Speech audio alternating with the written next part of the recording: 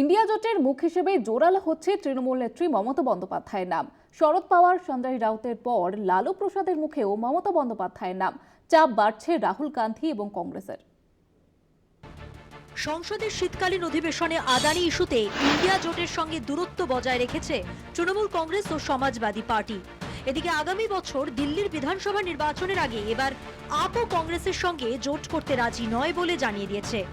এমন পরিস্থিতিতে জোটের নেতা হিসেবে উঠে আসছে তৃণমূল নেত্রী মমতা বন্দ্যোপাধ্যায়ের নাম।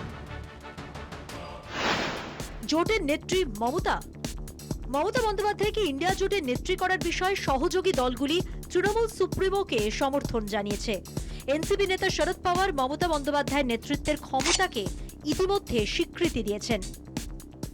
Mamata Didi is an absolute integral part of the India Alliance.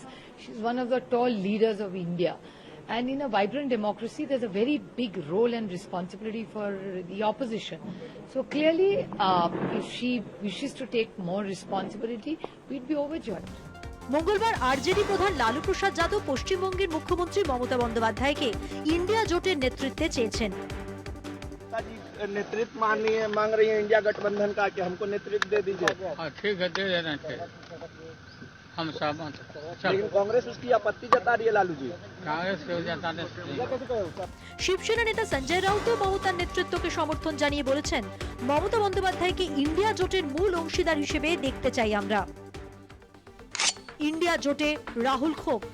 প্রসঙ্গত, লোকসভা ভোটের পর থেকেই ইন্ডিয়া জোটের নেতৃত্ব নিয়ে একাধিক সমস্যা প্রকাশ্যে আসছে।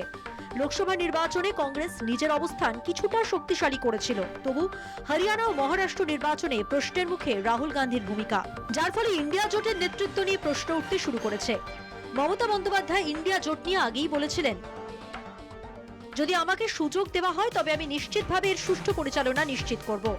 আমি পশ্চিমবঙ্গের বাইরে যাব না, এখান থেকেই সব কাজ করতে পারি। লোকসভায় ইন্ডিয়া জোটের মোট সদস্য সংখ্যা যদি 230 হয়, তাহলে অখিলেশ, উদ্ধব, শরদ, মমতার কাছে রয়েছে তার মধ্যে 83 জন সাংসদ। ইন্ডিয়া জোটে এককভাবে কংগ্রেস সবচেয়ে বড় দল, তবে এই 4 দলেরও মিলিত সাংসদের সংখ্যা কংগ্রেসের থেকে খুব পিছিয়ে নেই।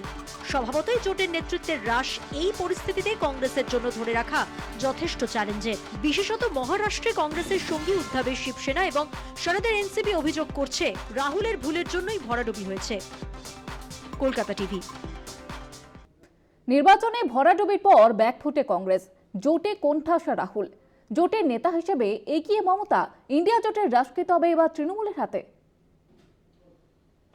23 জুন 2023 বিহারের মুখ্যমন্ত্রী নীতিশ কুমারের আয়োজনে পাটনায় 15 বিজেপি বিরোধী দলের শীর্ষ নেতৃত্ব ঐক্যবদ্ধ লড়াইয়ের দিশানির্দেশ খুঁজতে বৈঠকে বসেন।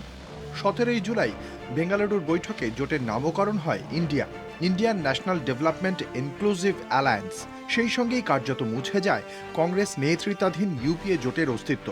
তবে নয়া জোটে চেয়ারপারসন বা আহ্বায়ক পদে কোনো নাম তখন ঘোষণা হয়নি। এরপর মুম্বাইয়ে কংগ্রেস, শিবসেনা এবং এনসিপির উদ্যোগে আয়োজিত বৈঠকে ইন্ডিয়া জোটের আহ্বায়ক হিসেবে মল্লিকার্জুন খাড়গের নাম প্রস্তাব করে কংগ্রেস। বাকি দলগুলি এই প্রস্তাবে সায় দেয়।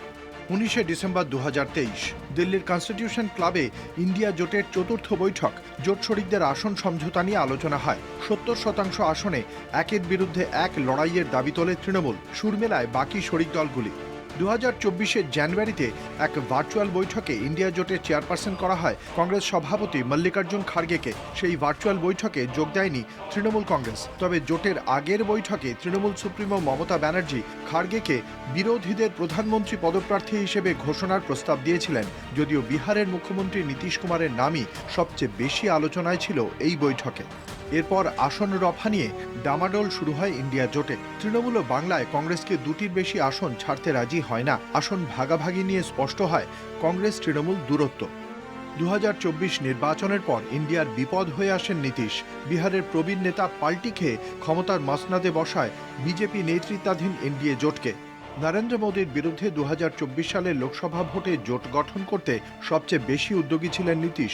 দেশের প্রায় সব বিরোধী নেতার কাছে গিয়ে নিজেই জোট গঠনের প্রয়োজনীয়তার কথা বলেছিলেন তিনি। কলকাতায় উপমুখ্যমন্ত্রী তেজস্বীকে নিয়ে নবান্নে তৃণমূল নেত্রী মমতা বন্দ্যোপাধ্যায়ের সঙ্গে বৈঠকও করেছিলেন। জোটের নামকরণ না হলেও জোটের প্রথম বৈঠক হয়েছিল নীতিশের শহর পটনাতেই। এত পরিশ্রম করলেও জোটে তাঁকে যোগ্য সম্মান দেওয়া হয়নি বলেই অভিযোগ জেডিইউ-এর। আবার প্রধানমন্ত্রী হিসেবে মমতা ও আপ নেতা অরবিন্দ কেজরিওয়াল প্রধানমন্ত্রী পদপ্রার্থী হিসেবে কংগ্রেস সভাপতি তথা দলিত নেতা মল্লিকার্জুন খাড়গের নাম প্রস্তাব করায় ক্ষোভ জন্মায় নীতিশের মনে। নির্বাচনের পর থেকে কংগ্রেসের সঙ্গে দূরত্ব আরও বাড়তে থাকে তৃণমূলের। চলতি শীতকালীন অধিবেশনেও কংগ্রেসের প্রতিবাদে যোগ দেয়নি Trinamool.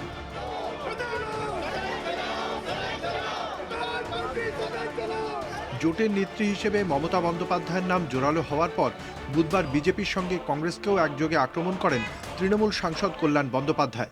Parliamentary democracy does not depend upon the Congress and the BJP. One day Congress wants to continue, the BJP is disturbing. One day BJP is trying to continue, Congress is disturbing. And we, the rest of the parties, can't speak anywhere, we can't speak. BJP ruling party, they get the preference. Congress is the main opposition, get the preference. We are not getting, we can't point out our points, our conditions of the state. যদিও এদিন রাজ্যসভার chairman Jagdeep ধনখড়ের বিরুদ্ধে অনাস্থা প্রস্তাব আনে বিরোধীরা, সেই সাংবাদিক বৈঠকে কংগ্রেসের সঙ্গে হাজির ছিল তৃণমূলও। সাম্প্রতিক নির্বাচনে ভরাডুবির পর ব্যাকফুটে কংগ্রেস। জোটের নেতা হিসেবে সবার আগে মমতা বন্দ্যোপাধ্যায়ের নাম। তবে কি কংগ্রেসকে পেছনে ফেলে ইন্ডিয়ার রাশ এবার তৃণমূলের হাতে? কলকাতা টিভি। কংগ্রেসে অনাস্থা বাড়ছে ইন্ডিয়ার শরিকদের। বিকল্প নেতৃত্বে মুখ হিসেবে বাংলার মুখ্যমন্ত্রী মমতা বন্দ্যোপাধ্যায়কে চাইছে শরিকরা। কংগ্রেসের ভূমিকায় তারা যে অসন্তুষ্ট তা সরকারকে বুঝিয়ে দিয়েছে তৃণমূল। একে একে বাকিরাও সেই পথে। ফলে বিরোধী জোটের বিরোধ প্রকাশ্যে। স্বভাবতই প্রশ্নের মুখে ইন্ডিয়ার ভবিষ্যৎ। শীতকালীন অধিবেশনে বিরোধীদের কৌশল কি হবে তা নিয়ে ইন্ডিয়ার সংসদীয় দলের বৈঠকে গড়হাজির ছিল তৃণমূল। শুধু কংগ্রেসকে নয়, বাকি সদস্যের কাছেও বার্তা পৌঁছে গিয়েছিল, যার জেরে একের পর এক বিরোধী জোট শরিক কংগ্রেসের সঙ্গে যৌথ কর্মসূচিতে অনীহা প্রকাশ করতে শুরু করে। সংসদ চত্বরে আদানিদের ঘুষকাণ্ডের প্রতিবাদে রাহুল গান্ধীর নেতৃত্বে বিক্ষোভ দেখালে তাতে তৃণমূল, সমাজবাদী পার্টি, আম আদমি পার্টির মতো ইন্ডিয়া শরিক দলের প্রতিনিধি সামিল হননি। এরই মধ্যে তৃণমূল নেত্রী মুখ্যমন্ত্রী মমতা বন্দ্যোপাধ্যায় এক সাক্ষাৎকারে জানিয়ে দেন, প্রয়োজনে ইন্ডিয়ার নেতৃত্ব বাংলায় বসেই দিতে রাজি। মমতার সেই অভিমত প্রকাশ্যে আসতেই এসপি, আপ, সরবপন্থী, এনসিপি, আরজেডি নেতৃত্ব বাংলার মুখ্যমন্ত্রীকে বিরোধী জোটের হাল ধরার আর্জি জানিয়ে চলেছেন। কংগ্রেস জোটের বৃহত্তম দল, সেই সুবাদে তাদের দলের সিদ্ধান্ত একতরফাভাবে ইন্ডিয়ার বলে চাপিয়ে দেওয়ার চেষ্টা করছেন রাহুল গান্ধী, মল্লিকার্জুন খাড়গেরা। তৃণমূল শিবিরের এই অভিযোগ ক্রমে শরিক দলগুলির অভিন্ন কণ্ঠস্বরে পর্যবসিত হওয়ায় ইন্ডিয়ার ভবিষ্যৎ নিয়েও সংশয় দেখা দিতে শুরু করেছে। বিশেষত সংসদের চলতি অধিবেশনের গোড়া থেকেই বিরোধীদের সেভাবে কক্ষ সমন্বয় করতে দেখা যায়নি। আদানি ইস্যুতে সংসদ অচল করার যে কৌশল কংগ্রেস বস্তুত এককভাবে নিয়েছে, তাতে তীব্র আপত্তি তৃণমূলের। সংসদে অধিবেশন চালু রেখে কেন্দ্রকে নানা বিষয়ে জবাবদিহি করতে বাধ্য করাকে অনেক কার্যকরী পদক্ষেপ বলে মনে করে তৃণমূল। আবার গত সপ্তাহে উত্তরপ্রদেশের সম্ভল যাত্রা নিয়েও সপা সুপ্রিমো অখিলেশের সঙ্গে বিরোধ বাধে কংগ্রেসের। এদিকে হরিয়ানা ও মহারাষ্ট্রে বিধানসভা ভোটে কংগ্রেসের বিপর্যয়ের পর দিল্লির আসন্ন ভোটে তাদের সঙ্গে আসন রফা সম্ভব নয় বলে জানিয়ে দিয়েছে আপ। গত লোকসভা ভোটে অতীত ভুলে আপ ও কংগ্রেস আসন ভাগাভাগি করে আখেরে লাভ কিছু হয়নি। সেই অর্থে একমাত্র ডিএমকে ব্যতিক্রম।